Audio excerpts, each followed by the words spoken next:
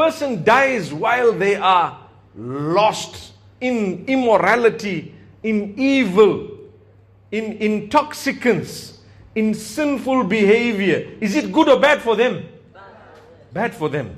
So from that, what I need to know is every day I need to do a few things. I need to make sure that I am in the obedience of Allah. In case I die today, I did something good. So you start off your day with something. What do you start your day off with?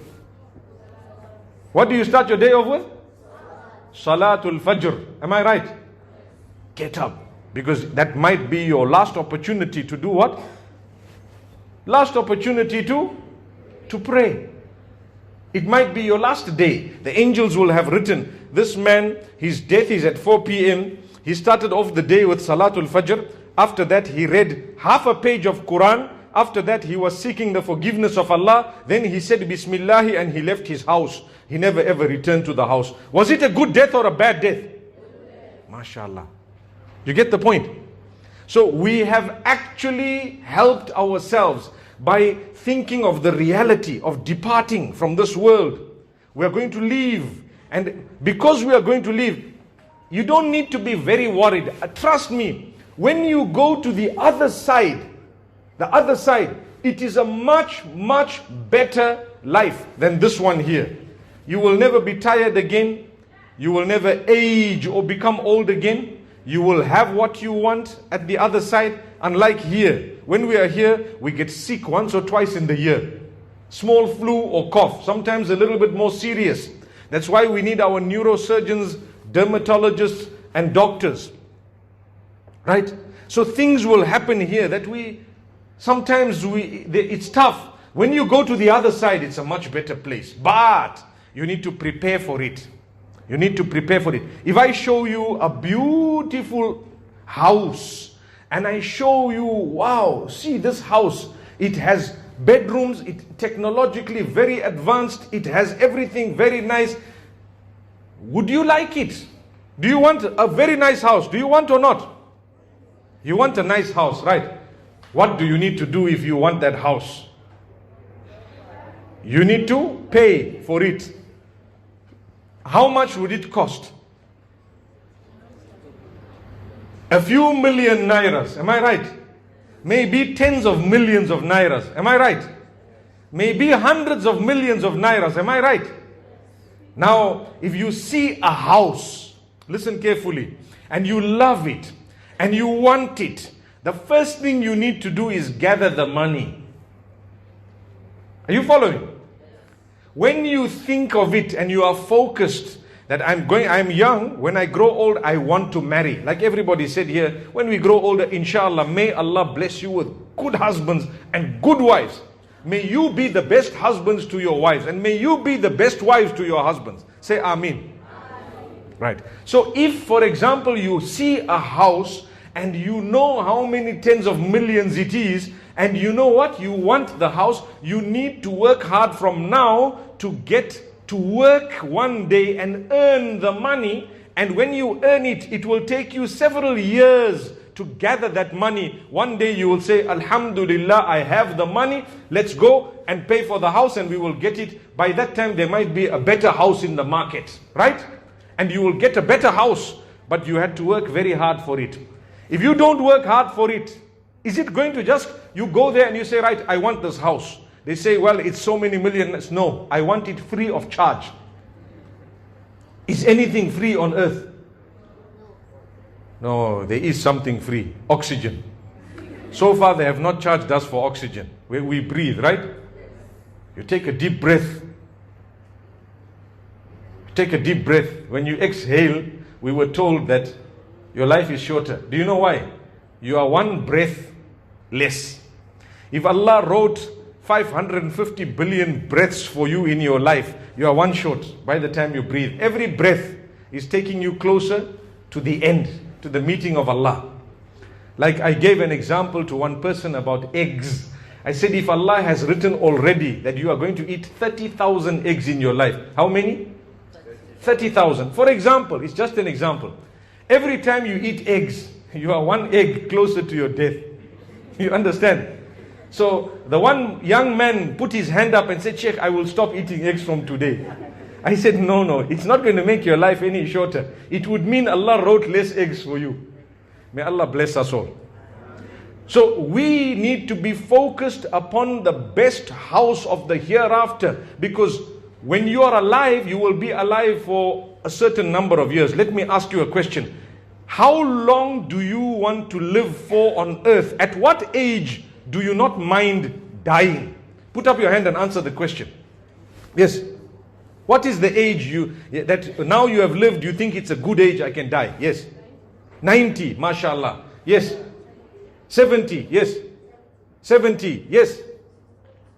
Loudly, because we are far. 68, yes, at the back. How much? 40. No, multiplied by 2, inshallah. Inshallah. Yes. How long you want to live for? 60 years. A little bit more, inshallah. Can I tell you what's the proper answer? Yes, it's correct. Yes, what are you saying? How many years? 100. La ilaha illallah. My beloved children, even if Allah gave you your wish, you still have to go back to Allah. Right or wrong? Whether you go today or tomorrow or after 100 years or 90 or 60 or 40, you still have to go back to Allah. Right? Between 60 and 70. Alhamdulillah. May Allah give us a good, healthy life. Okay? Now I tell you, it's amazing because in this world, when we are alive, we all know we are not going to live for more than 60, 70 years. Maybe one guy might live to 100. Some of them don't mind going at 40, etc., etc. Let me tell you, nobody really wants to die. We should not wish to die because we have problems. Face the challenges. When you are writing an examination and the questions are hard, do you just say, Sir, I'm walking out of here. Let me go. I don't want to take this exam. No, you attempt it. You try your best to answer the questions even if you have not answered some of them correctly. But inshallah, you will pass with your attempt. The same way when Allah gives you challenges in your life, you stand up to every challenge and you face it, whether you like it or not. You cannot say, I want to die, my life is too tough, my examinations, my tests from Allah, they are too difficult. Allah says, La yukallifullahu nafsan illa wusaha. Allah does not test, Allah does not burden any soul with more than it can manage or shoulder. So Allah knows your extent. When you are in grade 1, you have questions according to grade 1. When you go to grade 10 and 12, you will have questions according to the grade you are in. Do you think you are going to a university and the first question on the paper will be, what is 1 plus 1? What is 1 plus 1? If that is a question right at university, there is some catch to it. Do you know that? Am I right? You will have to think 20 times, hey, this is not for this level. Maybe there is something. It's like they say, they were, in one of the corrupt countries, there was a man who went to a certain company as an accountant to seek a job. He went to seek what? A job. He wanted to be the accountant of the big company, and that company was corrupt. Right? So when he arrived there, he saw 2 people standing outside the office waiting also. In fact, they were sitting, waiting to go in for interviews. So there were 3 in total. So the first one was called out. He went in. The person interviewing him was the CEO, the big boss of the company. He asked him, what is 1 plus 1? I want to be the accountant of a massive firm, and you are asking me what is 1 plus 1? He said, it's 2. He said, thank you, you can leave.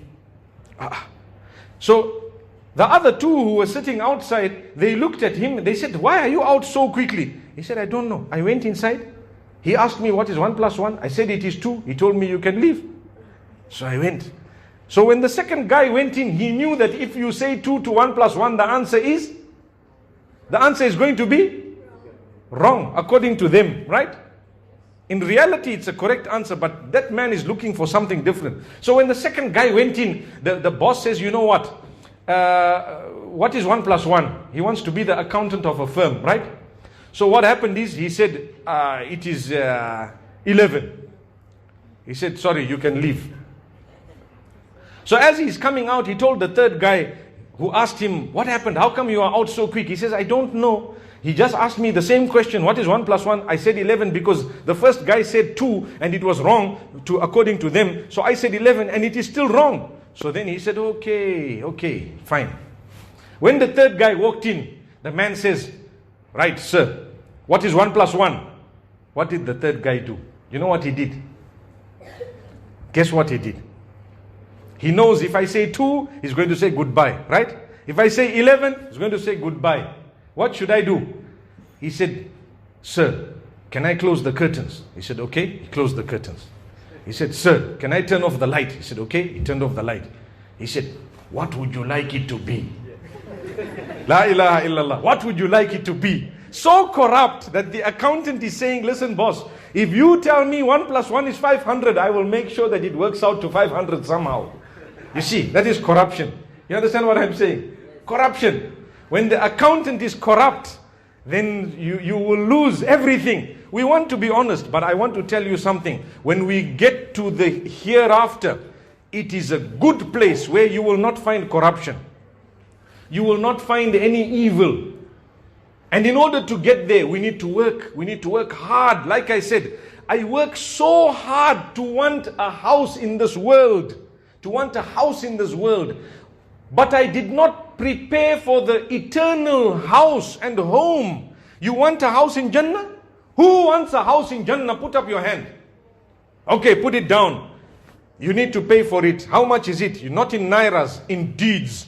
You need to do your salah. You need to stay away from sin. You need to read Quran. You need to make the dhikr of Allah. Remember Allah. You need to worship Allah alone. You need to follow the sunnah as best as you can. You will have a house in Jannatul Firdaus. You will have a house in